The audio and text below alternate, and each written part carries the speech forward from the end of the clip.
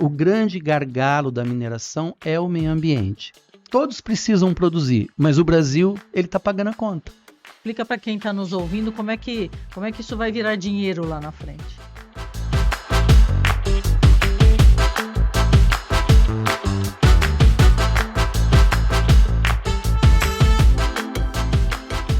Olá, sejam muito bem-vindos a mais um episódio do Mundo Regenerativo, um podcast que fala de ESG de um jeito que você nunca ouviu. Trazemos aqui sempre dicas práticas, troca de conhecimento e de experiência. Eu sou Marcela Matos e ao meu lado está Adriano Doc, como é mais conhecido, o Adriano Santos. Doc é um especialista em ESG para o segmento de aviação. E hoje a gente está aqui com um convidado muito especial que vai falar de um tema que todos temos curiosidade de saber, mas a gente nunca teve coragem de perguntar: o mercado de carbono. Está conosco Ivan Pinheiro Júnior, que é sócio-diretor da RDG Ecofinance e Carbono Neutro. Seja bem-vindo, Ivan. Muito obrigado, Marcelo, por essa oportunidade. Obrigado também ao Adriano, estou à disposição. Vamos apresentar esse mercado para o Brasil e para o mundo, né? De uma maneira que as pessoas possam despertar a consciência ambiental e interagir com os processos de sustentabilidade. Muito bom, Ivan. Uma satisfação muito grande te receber aqui com a gente no podcast O Mundo Regenerativo. A gente tem um slogan aqui que é Transformando Crise, Reconstruindo Caminhos. E os teus projetos têm essa visão de reconstruir caminhos, né?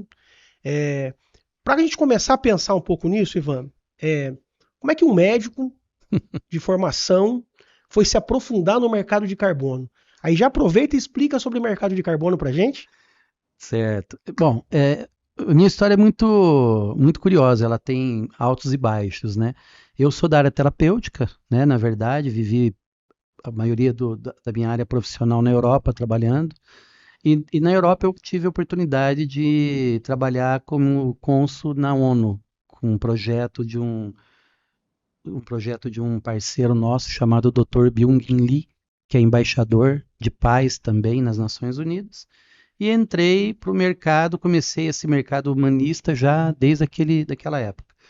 Quando eu voltei para o Brasil, nós entramos no mercado de mineração, para você ter uma ideia. Olha só. Mas a ideia da mineração que nós entramos era de construir um modelo de garimpo ético e sustentável, já isso há mais de 10 anos atrás. Esse sempre foi o tema do projeto. Então nós criamos, até hoje, roda no Brasil todo e fora do Brasil, um projeto chamado Rotas do Garimpo, que é a primeira plataforma social, financeira e tecnológica de apoio ao garimpo brasileiro. Não estamos falando com mineradoras de grande porte, e sim com pequenos mineradores, que sofrem muito com a questão ambiental. E é verdade, isso é uma realidade, né? Então eles têm assim, um sofrimento grande com liberação de licenças ambientais. O grande gargalo da mineração é o meio ambiente. Bom, durante esse tempo nós desenvolvemos tecnologias de ponta, desenvolvemos tokenização de minério, né, de pedras preciosas, criamos uma criptomoeda e até hoje a gente vem trabalhando com esse projeto firmemente. É um projeto que está dentro do escopo da empresa, né? Nosso grupo tem 3 empresas e está dentro desse escopo. E ao decorrer do tempo, sempre nós ouvíamos falar de crédito de carbono. Mas era uma coisa muito distante, porque primeiro o acesso a ter o certificado de crédito de carbono, de quem comprar, como comprar, quanto custa e como utilizar o crédito, e sempre foi distante da realidade. Esse período a gente sempre pensou em outras alternativas para poder resolver o problema da mineração, e com o decorrer do tempo, o Brasil, eu chamo assim, fez um chute a gol maravilhoso, porque a gente pode até dividir o crédito de carbono, esse do Tratado de Quioto, do protocolo, que vem construindo nas COPs, que são construídos, que você depende, primeiro, de áreas de 10 mil hectares para frente, certificadoras internacionais, 2, 3 milhões de reais de investimento nesse processo. Há 27 anos a gente escuta isso. E eu nunca vi esse dinheiro chegar na mão de ninguém. Assim, não vi. Numa mão que transforma, que traz aquele resultado mesmo, pega uma região da Amazônia e fala, não, essa região aqui evoluiu devido ao crédito de carbono. O social dessa questão. Eu não vi isso acontecer ainda. Eu vejo outras coisas no mercado, menos isso. De repente o Brasil dá um chute a gol. Ele cria um produto chamado PSA, né? Pagamento por Serviços Ambientais. E esse produto que já está regulado, diferente do carbono, que ainda não está regulado na data de hoje, ele está passando pelo processo de regulamentação no Senado, no né? Senado. Tem uma PL, a 412, acho que é. Que tá... tem a PL, estão discutindo ainda de que maneira vai criar esse mercado. Já criou um mercado, pode-se dizer, regulado de um produto de descarbonização, que é o ICBio, né? O ICBio. Tá. Esse já existe esse no já Brasil. Tá consolidado, já está rodando. Consolidado e está rodando. Mas o crédito de carbono, ainda não temos leis ainda no Brasil que obriguem empresas a fazer a mitigação, o inventário de carbono e a mitigação. Então, eles operam no mercado voluntário. Sim. Ainda não no mercado regulado. Então, no mercado voluntário. Bom, quando criou-se o PSA, quando essa lei entrou em vigor, ela trouxe, para mim, o único diferencial que faz valer a pena empresas, governo, investidores fundos, olhar para esse produto. Ele é muito mais democrático. Ele leva a possibilidade de um produtor rural que hoje paga, de certa maneira, ele paga uma dívida que ele não cometeu, porque o único país no mundo que exige que o produtor rural, privado, mantenha reservas legais é o Brasil. Ou seja, eu compro uma fazenda, e eu tenho que ter de 20% a 80% dessa fazenda. Dependendo do bioma, né? Dependendo do bioma, eu tenho que ter ela em reserva legal. E ele paga do bolso dele isso, né? Ele só serve para dar multa para ele, mais nada. Eu não estou dizendo que está errado preservar o meio ambiente. Eu estou dizendo que o modelo que o Brasil adotou é um modelo em que, por exemplo, semana passada teve um plebiscito na Suíça para transformar em APP os rios, a beira dos rios. E olha o resultado desse plebiscito. 60% da população disse não vamos transformar. Vamos plantar até a boca da água. Quer dizer, o mundo inteiro utiliza suas áreas, a sua propriedade rural para produzir. Porque precisa, né? Porque precisa produzir risco alimentar no mundo inteiro. Uma questão... Né, produção de grãos, climática. Produção de proteína animal. Então, todos precisam produzir. Mas o Brasil, ele está pagando a conta. Tudo bem pagar essa conta. A gente tem capacidade não sozinho, né? Não sozinho. Não, eu acho o seguinte, eu acho que o produtor rural, o PSA, ele traz justiça o produtor rural. Porque o que ele faz? Ele pega a área dele de passivo ambiental e transforma num ativo financeiro. Então ele tem lá, por exemplo, 100 hectares e ele está no bioma de floresta amazônico, dando um exemplo de lá, né? Ele, em 100 hectares, ele só pode trabalhar com 20 hectares. O que ele faz com 80? Por exemplo, vamos falar no âmbito financeiro. Uma área de produção, ela pode chegar a valer lá no Amazonas Pará, Belém, né? Ela pode chegar a valer 30, 40 mil reais o hectare. Uma área de reserva, ela não chega a R$1.000 o hectare. Quer dizer, quer, né? Não, veja bem. Se você pensar... Qual o tamanho do prejuízo imobiliário desse cara não poder rentabilizar a área dele? Acaba incentivando a prática ilegal, né? Acaba incentivando a prática ilegal, bem colocado. E detalhe, ele vai abrir, ele vai derrubar, porque a multa para ele passa a ser uma vantagem. Porque ele vai pagar a multa e aquela... Com a produção dele. Não, ele vai pagar a multa e aquela área que valia R$1.000 por hectare, ele abriu, pagou a multa, agora ele vai plantar, não vai? Vai. Agora ela está Vai regularizada. É, Ela ele vai passar receber para 30, 40 mil reais o hectare. E aí aumenta-se o desmatamento, as coisas... Exatamente. Agora, quando o PSA foi apresentado, ele pode rentabilizar isso daqui na preservação. Ele gera aqui mais de 30 produtos ambientais. Então ele pode ter aqui preservação de nascentes, recuperação de área degradada, ele pode quantificar essa área na metodologia de estoque de carbono. Aí o carbono ele tem um valor que o mercado mundial começa a comprar. Então hoje o produtor rural, se ele fizer a contratação de um serviço de PSA, diga de passagem, é um dos serviços que a nossa empresa oferece, gerar esse projeto, ele vai transformar o passivo dele num ativo financeiro. Entendi. Mais um detalhe, o mercado de carbono hoje, volto a dizer na data de agora, não está regulado. O mercado de PSA já está sendo pago. Esse já está regulado. Esse está regulado, está garantido. Já tem todas as legislações. Já está na Bolsa de Valor, já tem registro na B3, já é um ativo financeiro. Ivan, qual que é o instrumento usado para fazer esse ativo financeiro? Para ser registrado na B3? Qual que é esse instrumento? Tá. O PSA é um pagamento por serviços ambientais. Então vamos fazer uma linha rápida de entendimento. Eu tenho uma área de fazenda, eu tenho lá 100 hectares de reserva legal. O que eu posso fazer aqui dentro? Dá para fazer para APP também? Se ela tiver se você tiver dentro de uma APP, mas a área for tua, por exemplo, eu moro numa área de APP, mas a casa é minha, Sim. está escriturada, né? Mas é uma área de APP. Pode fazer. Tá. Pode fazer. Então, por exemplo, eu tenho aqui 100 hectares na minha fazenda. Essa área aqui eu só posso preservar, não posso fazer nada. Pode fazer nada, é obrigatório, vai então, dar multa, vai dar confusão. Eu confusão. contrato uma empresa, nós temos hoje, dentro da estrutura, uma empresa de engenharia que vai até a área e faz o projeto ambiental. Entendi. Nesse caso, o projeto é quantificação do estoque de carbono da floresta nativa. Ou seja, aquilo que está no solo. Né?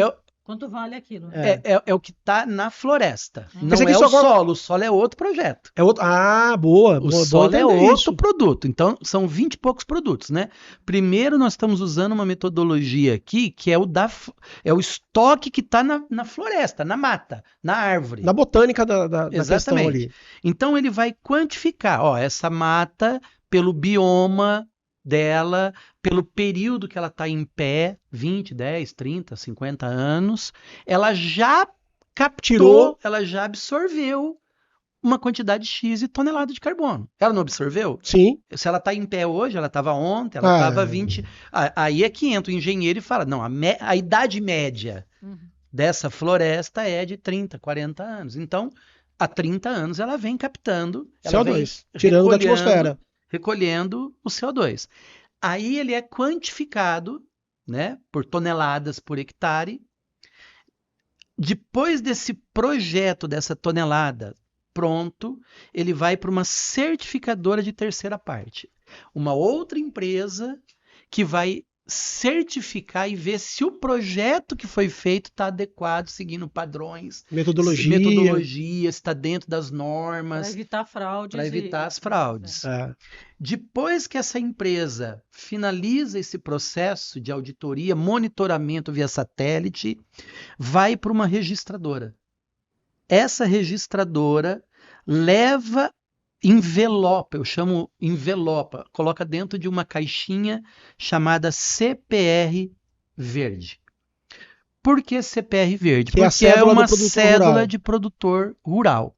Essa cédula de produtor rural, ela é um instrumento financeiro utilizado no agronegócio para dar acesso a financiamento. Já é amplamente utilizado. Mas é utilizada para commodities como soja, milho, algodão e etc. Agora, com a nova lei do agro e o decreto 10.828 permite envelopar esse serviço de preservação nesse instrumento. Quando ele vai para a B3, ele se torna um instrumento financeiro. Vira dinheiro. Vira um instrumento financeiro pronto para ser negociado. Agora, Diferente de um crédito de carbono, que só serve para mitigar as emissões de uma outra empresa no mercado regulado, esse produto serve para outras coisas. Por exemplo, existe síntese jurídica que ele pode pagar multas ambientais. Então, ele já tem um caminho Então, dá lastro para uma outra utilidade. Ele serve para mitigar emissões de empresas no mercado voluntário. Então, outro caminho. Ele serve para lastro financeiro. Por exemplo, se eu for fazer um fundo verde, um fundo de investimento, eu posso lastrear esse fundo com esse papel. Dá de garantia, por exemplo. Dar o lastro do PL do fundo. Formar o capital social do fundo. Né? Entendi. Eu posso criar um FIAGRO, por exemplo, criar um fundo de agronegócio e, recentemente, inclusive, pela nova PL agora da CVM, os fundos no Brasil já estão, de agro, já estão autorizados a comprar crédito de carbono do agronegócio. É esse aqui. É a CPR. É a CPR verde. É do agronegócio. Mas esse recurso volta para o dono da propriedade? É aí que vai o recurso, quando ele vende esse papel para uma empresa, para o Estado. E o Estado também pode pagar. Eu tenho algumas perguntas assim que eu me faço, que é o seguinte. Para que serve uma multa ambiental? Ou melhor, para onde vai o dinheiro da multa ambiental? Não teria que ser para reparar o meio ambiente? Reparar o meio ambiente, para poder reestruturar, reconstruir aquele caminho. Exatamente. Então, veja bem, o dinheiro para pagar o PSA já existe. Por quê? Porque o PSA é a preservação ambiental. Tá. Por que eu tenho que remediar se eu posso prevenir? Tem sentido. Por que eu vou levar uma multa ambiental se eu estou preservando e com isso eu estou ganhando dinheiro? E na questão do recurso que o Estado tem da arrecadação dessas multas, incentivar a liquidação desse título, ou seja, monetizar o fazendeiro, ele está incentivando a preservação. E isso ainda não acontece? Está acontecendo em alguns estados, né? Por exemplo, Belém está dando um bom exemplo disso. Ele já está pagando, mas o recurso é do PNUD, é um recurso das Nações Unidas para a preservação. E aí vem um outro detalhe. O PSA ele é muito variável, né? Ele tem muitos produtos aqui dentro. Como eu falei, tem 27, 28 produtos. No estado do Pará, se eu não me engano, eles estão pagando 4 desses produtos, que é a regeneração, a preservação, a manutenção. São 4 produtos e os valores não são exorbitantes. Vai de R$500 por hectare a R$2.600 por hectare. Isso já é portaria de lei e está pagando mesmo. Eles utilizam bancos financeiros que recebem esse recurso e fazem o pagamento para os produtores rurais que estão qualificados para receber esse recurso.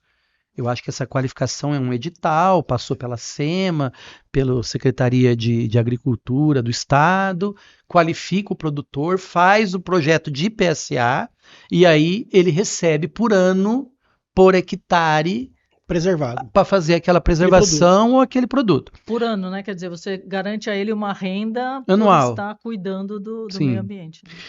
Agora, o que nós estamos aqui conversando é que entre esses produtos, dentro dessa linha de produto, existe o crédito de carbono, que é o mais conhecido, é o mais falado, todo mundo quer negociar e etc. E ele entra dentro do PSA. Ele entra aqui dentro. E agora o nosso desafio é conscientizar as empresas para que dê preferência em monetizar esse instrumento. O PSA. O PSA. Porque ao comprar o crédito de carbono lastreado em PSA, ele está colocando dinheiro no agronegócio brasileiro na de fonte, preservação, lá na fonte. Exatamente.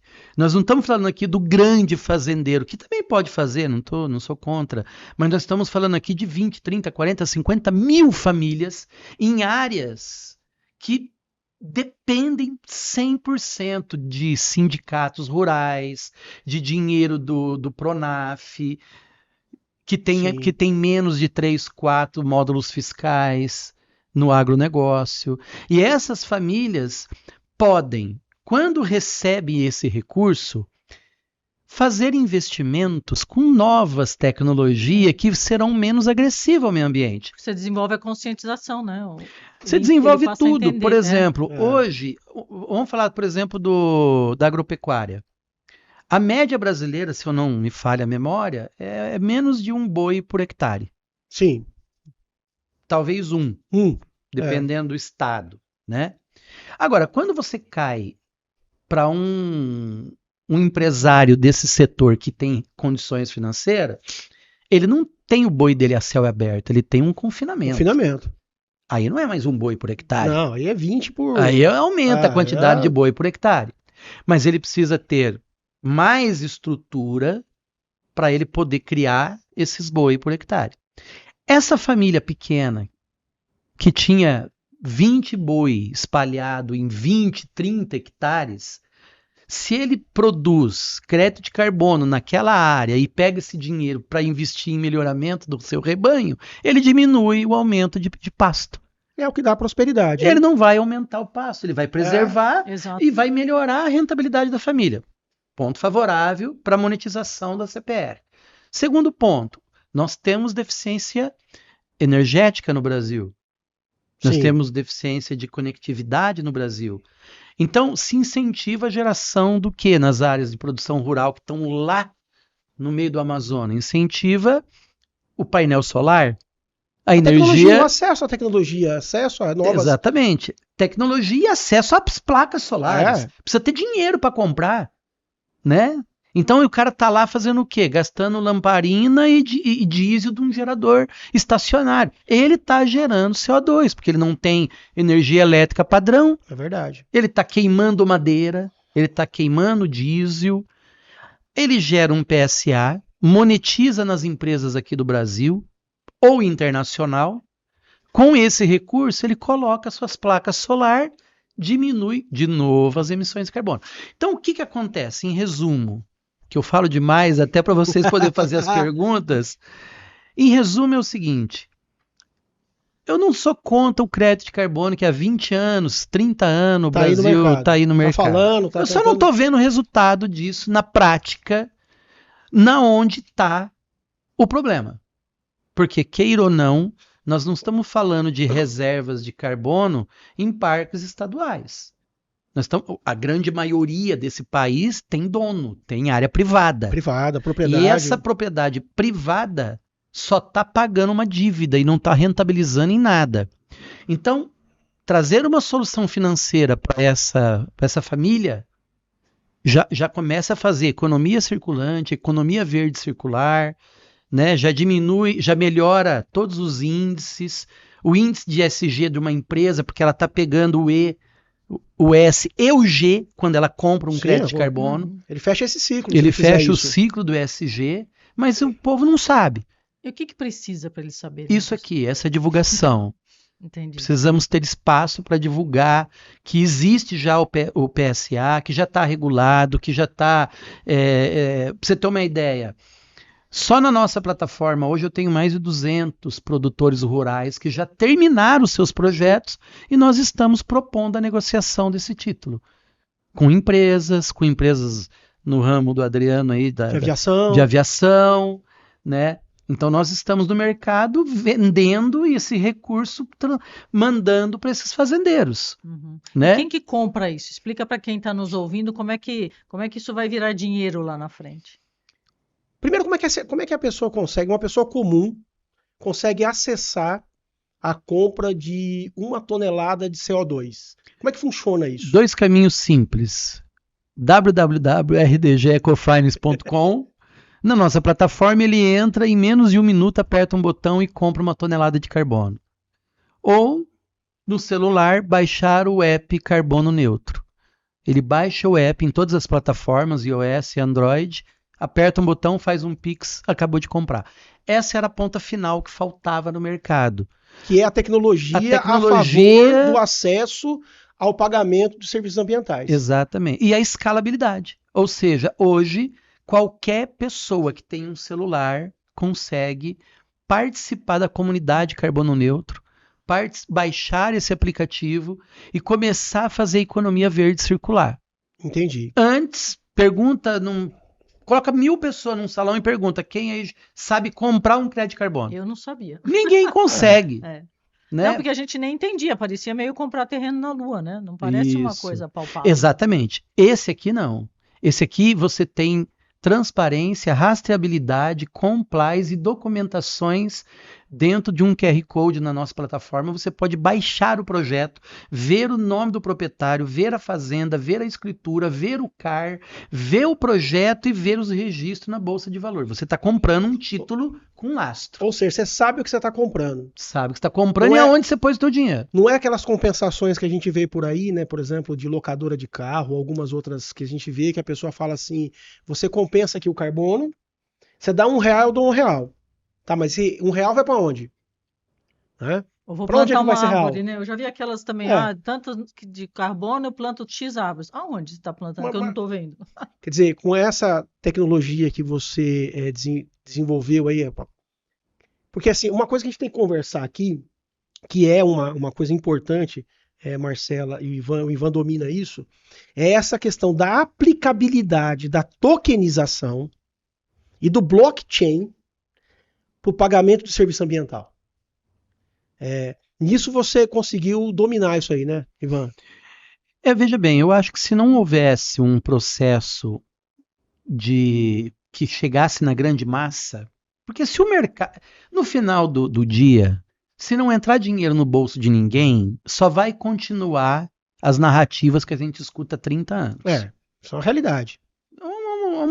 Vamos descortinar.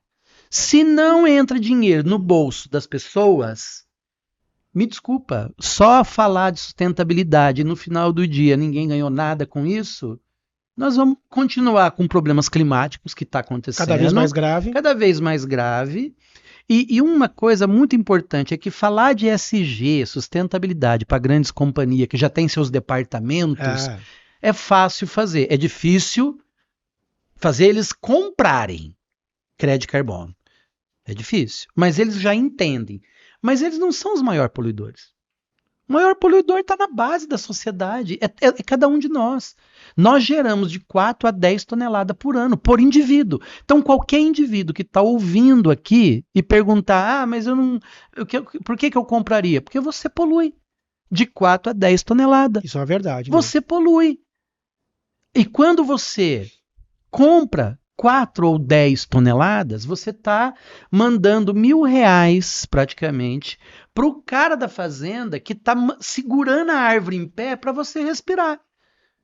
É exatamente essa lógica que eu acho que falta as pessoas entenderem. Entenderem. Veja bem, eu sei que o processo é a conscientização. Eu lembro que quando eu estudava, né, lá em Curitiba, eu lembro quando começou o Jaime Lerner, na época, implantar a reciclagem de lixo. Né? A gente tinha lá os lixos na escola com vermelho, amarelo, azul. Isso começou ali. Também era difícil naquele momento criar o hábito. Porque dá trabalho, né? Mas só você jogar tudo num lugar só. Cada um se vira, tira da porta da minha casa, né? Exatamente. Então, esse hábito começou a melhorar quando? Literalmente, quando os catadores de lixo começaram a ganhar dinheiro com isso. É verdade. E aí... A ponto de ter agora uma lei da reciclagem, né? Pronto. Os então, moldes fiscais, nesse modelo, a partir daí, venha um pouco de conscientização, porque, puxa vida, o cara vai meter a mão lá no meu lixo, se tem vidro ali, ele vai se cortar, ele vai ter, né? Ele vai ter danos físicos. Então, por essa conscientização, a gente começa a ajudar num processo de evolução de espírito até, de reciclar. E aquela reciclagem começa a gerar economia. Né? Hoje nós temos N fatores aí, por exemplo, da reciclagem, a pirólise, que gera energia renovável. Né? Nós temos reciclagem de plástico, que geram outros materiais. Evoluiu. A questão do crédito carbono ficou muito na narrativa política mundial do mundo inteiro, na minha visão. Como nós vamos fazer o Brasil ser menos competitivo no agronegócio? Vamos aumentar as áreas de preservação deles. Porque é só a gente que tem essa... É só a gente. Esse mundo, né, de área, né? Não, Agora, não é... a catástrofe seria muito maior se a gente comprar a ideia da produtividade máxima Isso. a Não, custo do recurso natural. exatamente. Não estou dizendo nesse sentido, mas eu estou dizendo, por exemplo, nós enfrentamos a moratória da soja. A moratória da soja é assim, alguém lá na Europa diz que a gente está plantando em áreas que não tem selo verde. Aí eles param de comprar nossa soja. É isso aí. Tá bom, se o mundo resolver parar de comprar do Brasil, em 3 meses estão passando fome. Porque precisa, né? Porque precisa. É uma necessidade. A Índia, por exemplo, tem uma necessidade dos grãos, de importar grãos, que se ela parar de importar, vai passar fome. Né? Só que agora veja bem, em vez da gente exigir, você quer comprar minha soja, tenha um selo verde comprado aqui na minha área rural, é o contrário. Eles pedem que a gente apresente uma metodologia que eles estão criando lá fora. Por exemplo, navios que param no Porto de Santos. Vai lá em Porto de Santos respirar aquele ar. Aqueles navios, todos precisam compensar a emissão de carbono. Sabe onde eles compensam? Na Europa. Na França. Na Europa. Mas está poluindo Santos. Está poluindo Paranaguá. Uhum. Por que agora não se crie uma lei Porto-Cidade? Ó, a partir de agora, entrou aqui dentro da nossa jurisdição... Só vai desembarcar se neutralizar as emissões aqui. É. Aí esse recurso é usado no Aqui. município. Uhum. É essa a nossa guerra de conscientização. É nos autovalorizar. Uhum. A gente sempre está sendo feudo, né?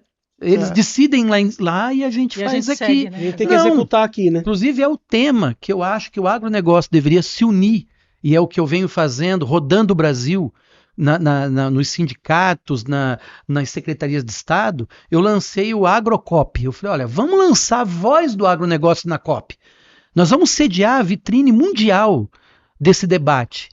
E eu não estou vendo esse debate acontecer, eu estou vendo a gente cada vez mais focado em aumentar 12 milhões de hectares de reflorestamento. 12 milhões a mais de floresta e 12 milhões a menos de produtividade. Nós não precisamos disso. Não estou dizendo que não é para fazer. Que não é para fazer. Mas eu quero dizer o seguinte, mas não vamos valorizar o nosso produto.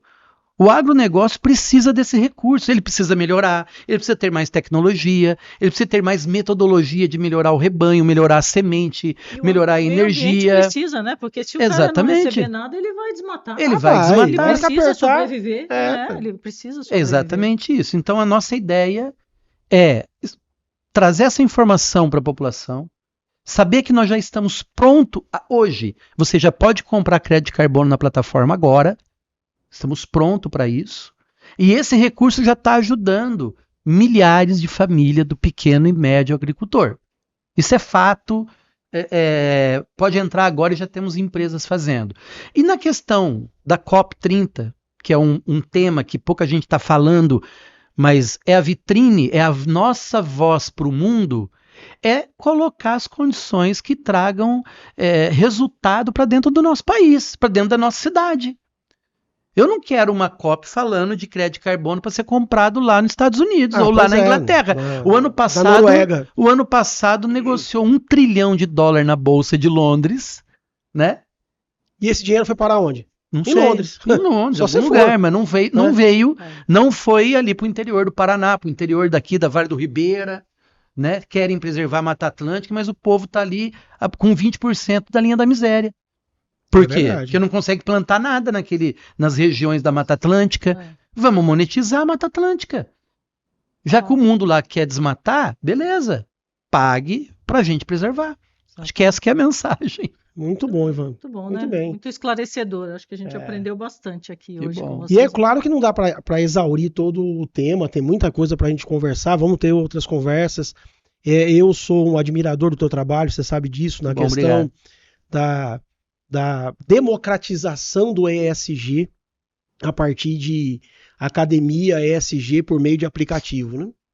A gente tem... Falar nisso, você tem que colocar umas matérias lá na nossa academia, né? Vamos botar o podcast. Esse podcast vamos pôr o podcast lá. A hora que vocês mandarem pra gente, a gente já sobe na plataforma. Lá para poder ajudar as pessoas a entender. As pessoas baixam o aplicativo e vê todo o nosso podcast lá. Você pode convidar as pessoas para baixarem o aplicativo aí, é Carbono Neutro, né? Carbono Neutro. Tá para iOS e Android. iOS, Android e a RDG EcoFinance também pode ser acessada e comprada. Nós temos 2 plataformas de venda, né?